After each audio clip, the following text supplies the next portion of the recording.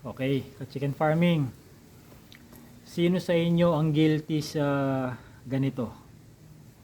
Kung hindi pipicturan, i-videohan yung brooding pen na may mga sisiw at may nakasabit na bumbilya, tapos ipopost sa mga Facebook groups na related sa pagmamanok at itatanong kung tama ba or sapat ba yung init nung kanilang brooding pen base dun sa video nila o kaya dun sa picture. Sino sa inyo ang personal na ginawa na yan or may nabasa ng post ng iba sa mga chicken related Facebook groups? Okay, una sa lahat ha, paano malalaman ng mga miyembro ng mga FB groups kung sapat ba yung init dun base lang sa picture at saka sa video? Hindi nasusukat ang temperature base sa observation.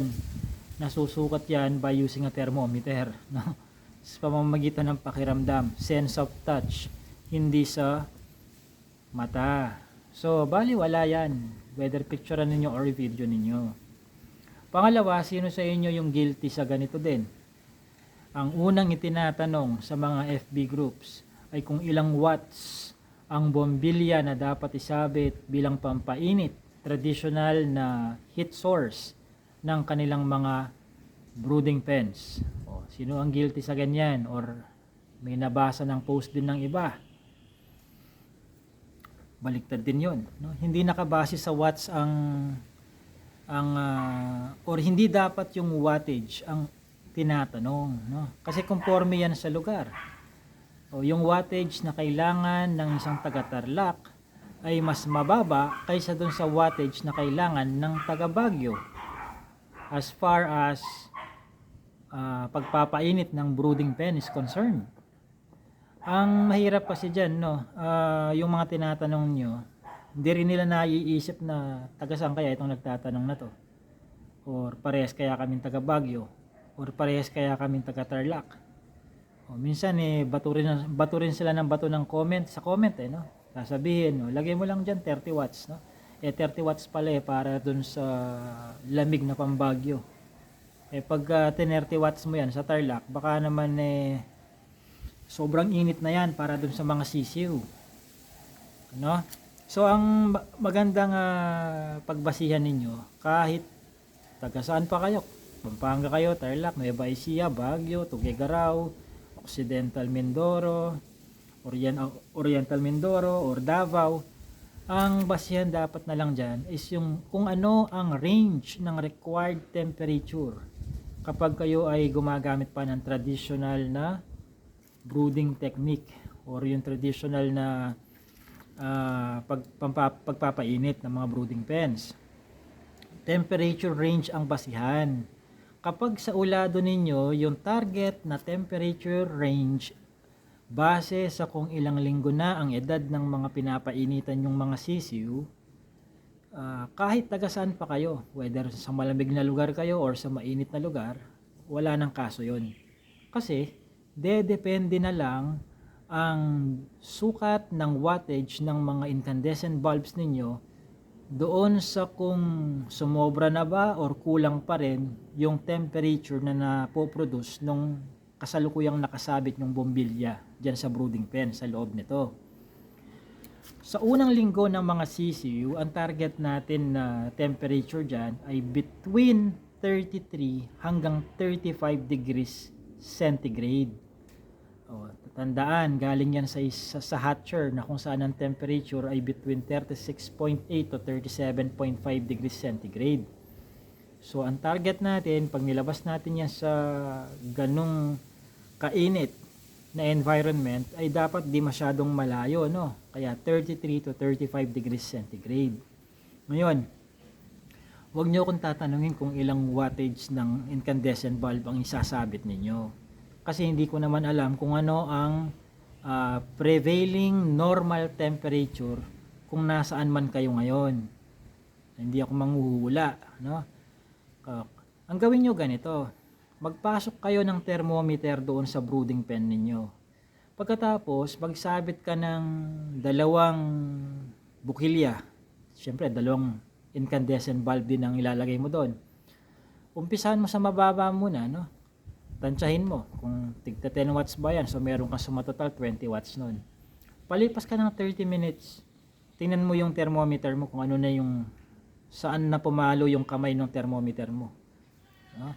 Pumalo na ba yan sa loob ng 33 to 35 degrees centigrade?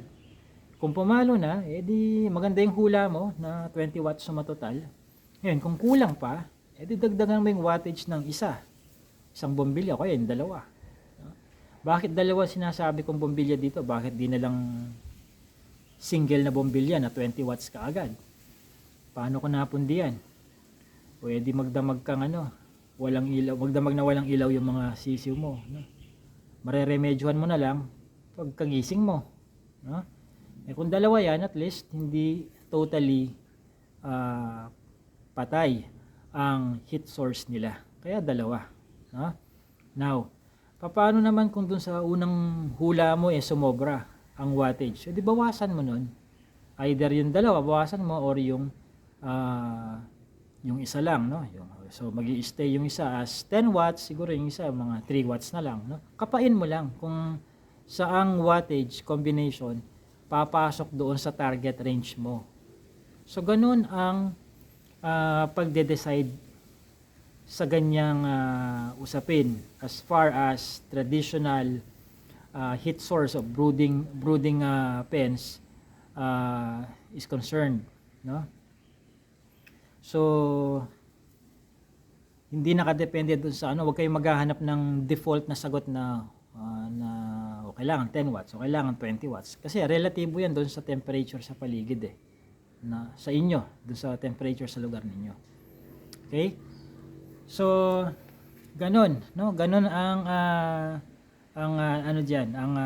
technique, no? Now, pagdating naman doon sa mga sa kulay ng bombilya, ang recommended ko diyan, dapat is yung ang kulay ay nasa warm temperature. Ibig sabihin, pasok siya doon sa 2,000 to 3,000 Kelvin, no? Kelvin ang unit of measurement pagdating sa temperature na sukatan dun sa warmness or coolness ng liwanag, no? Pag sinabi mong 2,000 to 3,000 Kelvin, yan yung mga warm white, yellow na bombilya, no? Pag sinabi mo namang 6,000 to 7,000 Kelvin, yun yung mga blue-green light, no? Yung mga cool temperature, no? Yan yung cool white or daylight, yung puti na bombilya, no? Maganda kung yung warm light ang gamitin ninyo sa mga sisiw, no? Sa mga sisiw, maging sa mga breeders, no? Yung warm white, bakit? Anong explanation niyan? Kasi yung warm white, ang tawag dito, yung liwanag kasi may wavelength, no? Paano ko ba i-muestra sa inyo? May short at saka long na wavelengths, no? Kung nakapag-elementary kayo at nag-drawing yung teacher niyo sa board to represent kung ano yung itsura ng short at saka long na wavelength, alam niyo na yan, i-imagine niyo na yan, no? Ganito para maintindihan ninyo. Let's say nasa loob ka ng kotse, tapos yung mga Pasko na may nangangaroling nagtatambol, yung bang tambol nila naririnig mo pa rin sa loob ng kotse. So ibig sabihin long ang wavelength ng sound na yon. So in the same way, using that same analogy, yung long wavelength na ilaw, no, nagpe-penetrate yan doon sa buto ng skull ng mga manok natin, papunta doon sa utak nila. So kapag dahil nagpe-penetrate nga yung wavelength ng temperature ng warm white, no, it stimulates yung kanilang gana na kumain. Yan ang scientific na hindi ganun kalalim na pagpapaliwanag bakit warm white, no? So at least pag may nagtanong, alam niyo sagutin bakit warm white, bakit hindi cool light, bakit hindi daylight, no? So may kinalaman yan doon sa penetration ng kulay doon sa bungo ng sisiw ng manok para tumagos, tamaan pati yung utak niya, yung pituitary gland tinatawag natin, nakakapag-stimulate sa kanila yon na kumain, no? So yun ang explanation doon. So now alam niyo na, no? So for more information tungkol sa hindi lang sa lighting program sa pagmamanok at maging sa iba pang mga programa ng Heritage Chicken Farming, mag-subscribe na lang kayo, mag-register kayo sa Chicken Farming Seminar ni Alpha Adventure Farms. Nandiyan sa description yung link kung saan kayo makakapag-register sa Module 1, Module 2, at saka sa Module 3. Nasa sa inyo yan kung alin ang uunahin nyo, kung lahat ba o isa lang.